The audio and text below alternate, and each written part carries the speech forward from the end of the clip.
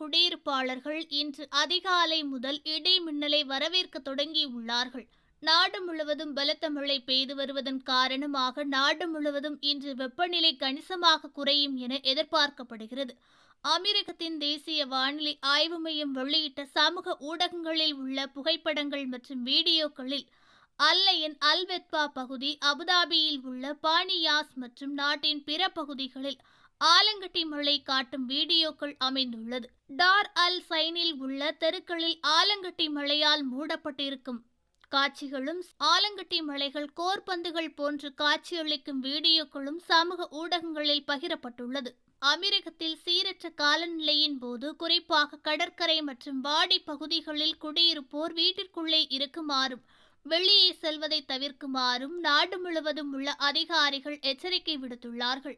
Abu Dhabi மற்றும் துபாயில் உள்ள முகமது பின் ரசித் சாலையில் மணிக்கு 120 கிலோமீட்டர் வேகத்தில் வேக குறைப்பு அமைப்பு செயல்படுத்தப்பட்டுள்ளது. அபுதாபி காவல்துறையினரானது மழைக்காலத்தின் போது வாகன ஓட்டிகள் எச்சரிக்கையுடன் செயல்படுமாறும் தேவைப்படும் போது மட்டுமே வெளியே செல்லுமாறும் அறிவுறுத்தப்படுகிறார்கள்.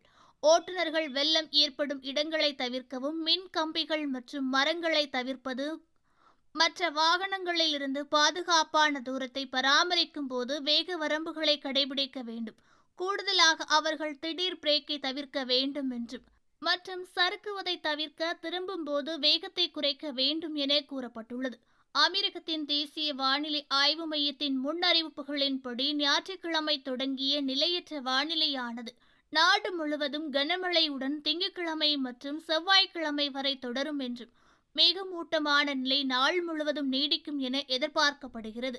ஒரு சில இடங்களில் மின்னல் மற்றும் இடியுடன் கூடிய கனமழை பெய்யும் என கூறப்பட்டுள்ளது.